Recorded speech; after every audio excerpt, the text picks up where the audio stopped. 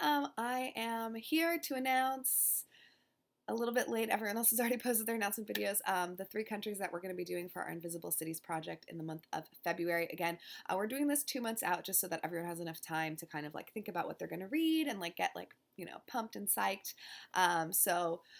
Yes, we are going to be covering China, Egypt, and oh my gosh, Colombia. So I was planning on doing a video talking about like books that I've read from these countries, etc., etc. However, I have not read that many books from these countries. So hopefully I'll do something maybe like towards the end of January or like in the middle of January for the countries in February, giving some recommendations. I still want to do recommendations for the countries that we're doing in January. So instead, I'm just going to show you what books I have on my shelves that I could possibly read. I am obviously going to be getting some other things too because I can't help myself. But yeah, and again, each host is going to be focusing on one particular country just to make sure that all the countries get kind of equal opportunity. My personal goal is to focus 1 week on each country. So that would be to read at least one book, hopefully 2 books from each country. We'll see what happens. So I'm going to go over the books that I have from Chinese authors first. So these first 2 books were actually sent to me by a viewer, Julie. She moved and had some books and was like, "Hey, Stephanie, do you want these?" And I was like, "Yes, please." So the first one is Bei Dao's Waves, and this is translated by Bonnie S. McDougall and Suzette Ternant Cook. I don't know a lot about this because they were given to me, and so I haven't read them or anything, but it says in the inside flap that Bei Dao is one of China's foremost modern poets, and that he's turning to fiction, and that this has to do with the Cultural Revolution in China and its aftermath, and I think a couple of my books have to do with that as well. And then this other one that I have here that she also sent is The Invisibility Cloak by Jeffe Gefe. I didn't look up pronunciations again. This is translated by Kanan Morse. And again, I don't know what this is about, but it's an NYRB classic, and so I trust them a lot. All right, then the next 3 books that I have are not translated. So I'm going through like this kind of debate internally where the goal and hope is to be reading translated books because obviously that's the point. However, if someone is from a country and then they move because of things that happen and then they learn another language and publish in another language. So these I think are published in English, and I have one that was published in French originally. I mean, I'm not going to like discount the person's experience being a Chinese human in this specific case. Obviously, in other cases, it would be different countries. So I'm going to try, I think, to read at least one of these books, even though they aren't translated, because I think that they are very important books. And the author that I'm talking about is Ha Jin. And he left China, I think, like in 85. I don't know what his age was. Yeah, he left in 85, and so I have 3 of his books, and I haven't read any of them, or like I haven't read anything by him, but I have 3 of them.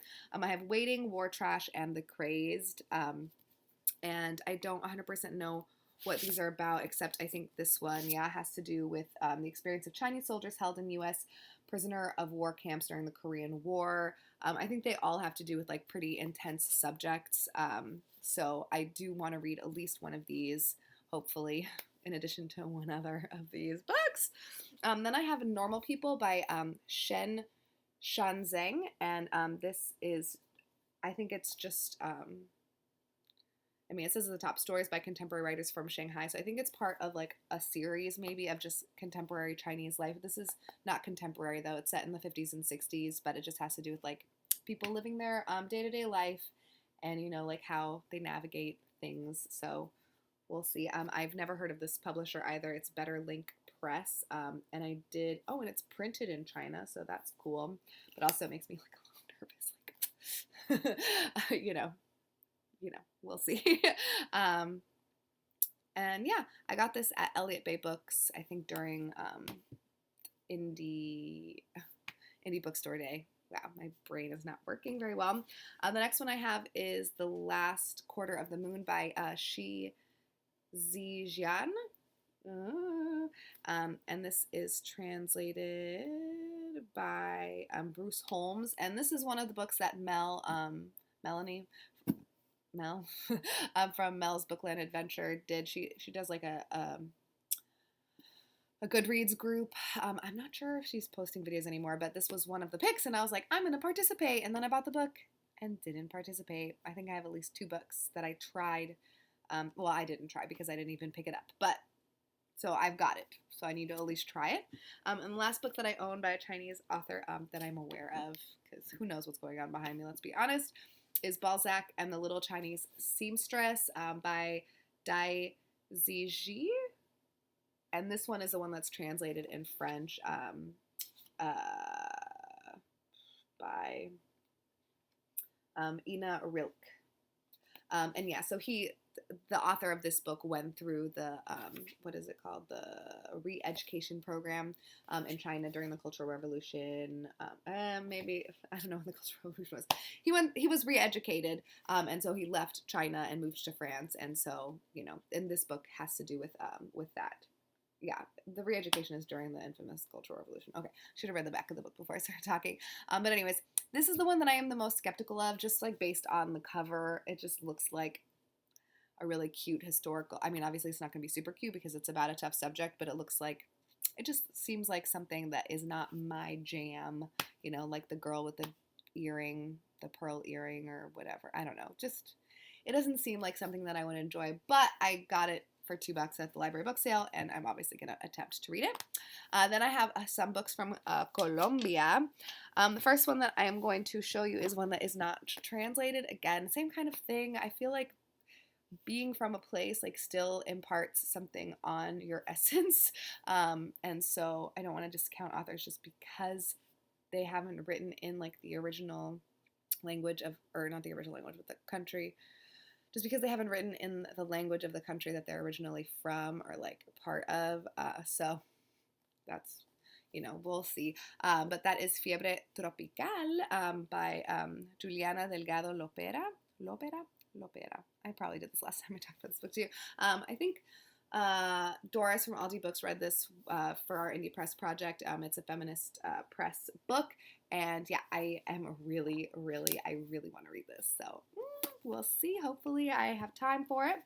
Then I have The Informers by Juan Gabriel Vasquez. And I assume this one's translated, but I actually didn't look that up. Oh, I'm having such bad allergies right now too. Whew. Oh my gosh. Sorry. Okay, so this is translated by Anne McLean, and I have literally no idea what this is about. Let's find out together. When Gabriel Santoro's book is scathingly reviewed by his own father, a famous Bogota rhetorician, I can't even speak English words now. That's pretty cool. Who cares? Let's just move on. He's devastated, blah, blah, blah, cataloging the life of a longtime family friend, a Jewish-German immigrant who escaped Colombia during the 1930s. I'm so confused.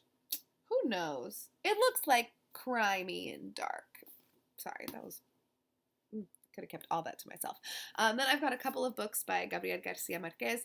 I still have not finished 100 Years of Solitude, and this is so awkward because one of these books is in Spanish, and what is the likelihood that I'm going to read that big of a book in Spanish? No. This is Love in the Time of Cholera. Sorry, I had a weird brain fart. And yeah, maybe I can try. It's probably not going to happen. I need to get that book in English. I am an ambitious person. And then I also have, this one's also in Spanish, but this one's smaller, Memoria de mis putas tristes. Plus, I feel like I've already read this. This is the Melancholy Horrors one, right? I might have read this book already. So if I did, then that would be really, really great because then I will kind of have something in there. But yeah, so I don't have any other books by him in English, so I should work on that. And then I've got 2 books from Egypt. Again, same kind of thing. This first one, American War by Omar El Akkad. He is Egyptian. I think he was raised predominantly in Qatar, and then now he lives in the U.S. So this book was written in English. I did see him at Powell's. I wasn't gonna buy it, but the talk was so good, so I got it signed. and I purchased it. This is one of the rare times that I purchase a hardcover book without, like, you know, knowing much. But something about the talk obviously encouraged me to purchase it. So this is another one of the books that I am actually nervous. I don't know if I'm gonna like it, but just based on, I don't know. I don't know what. I just, you get a feeling. I just feel like this is not gonna be for me. But what I do think will be for me is Return of the Spirit. Oh my gosh, by Tawfiq Al-Hakim. And this is translated by William Maynard Hutchins. And I don't really know what this is about, but I can just tell that I'm going to enjoy it. So I'm pretty excited. I think this might be one of the first books translated. No, maybe not. I was going to say translated from Arabic, but that can't be right because it was published in 1933. I assume before then we had things published in English from Arabic. But anyways, I am really excited about that. So those are the things that I own that are from these countries. I'm still like kind of keeping track in my little notebook. So as you can see, I didn't write down any of the books that were written down in, or that were not published.